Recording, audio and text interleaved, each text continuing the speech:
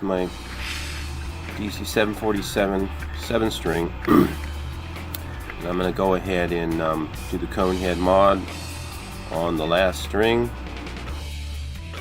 That's the old screw and block, and that's the new screw.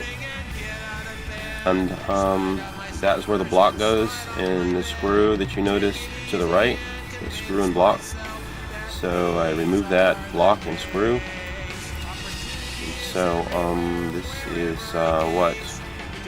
what is normally done. Usually when you install a string in this, your wire cutters, that's the block. Compression block is what it's called, and then you just take and you cut that string there. So I'm just going to go ahead and cut the string to demonstrate how slick and smooth the surface is of the string. And so I cut it, snip, and then hang on.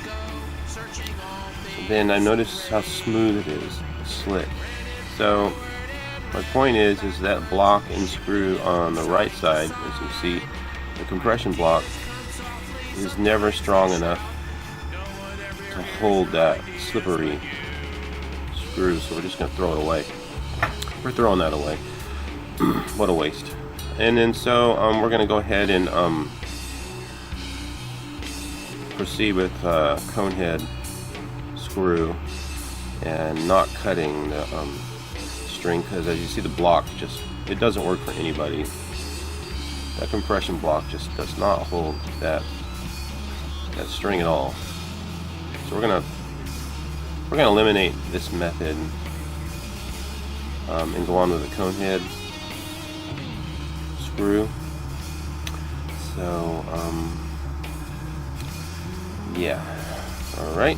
So take this. I'm just gonna take this. You know what?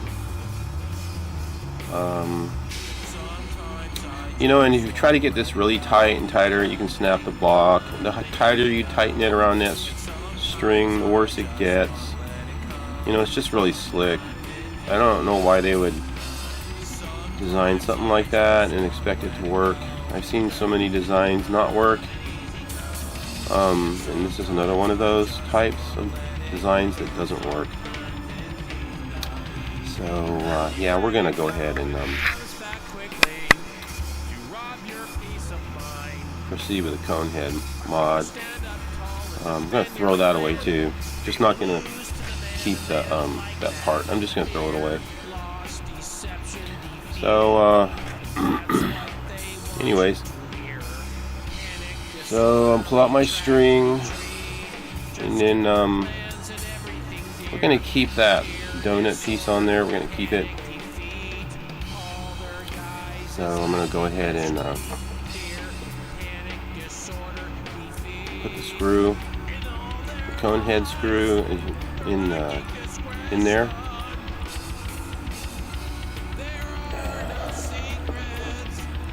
I'll put it in there.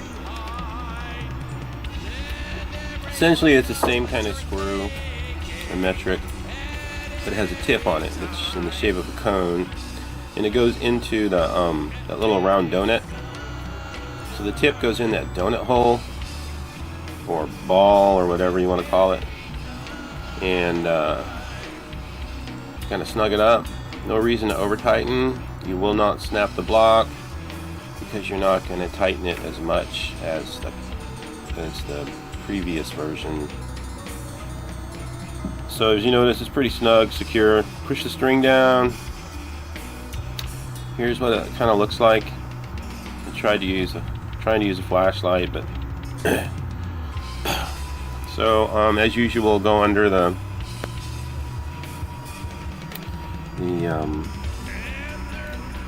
under the block there with the locking bridge on the top.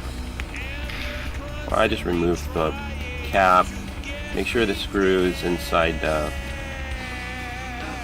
right groove, and then so just kind of snug the string up for right now. That's what I'm doing, and loosening these blocks so that I can get it back in tune if I have to tune the other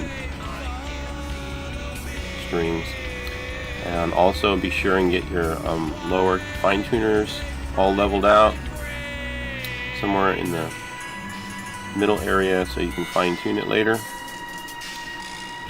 And so that's pretty tight, nice.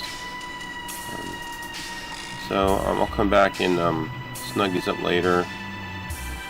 And then so make sure those are all level down there so you have plenty of tuning range later when your strings begin to stretch out a little bit. And so it's close enough. For right now, I'm going to let the strings stretch overnight. So a little bit about the guitar. It's a carbon custom build from San Diego before the factory closed, made in the United States. Spurtle tuners, locking tuners, really nice. 7-string, gold plated.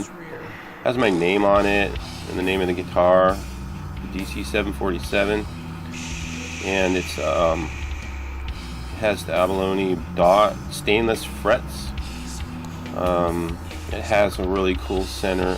I custom ordered that configuration with a simple switch for different tones. I really like it. It sounds great. Sounds like a bird.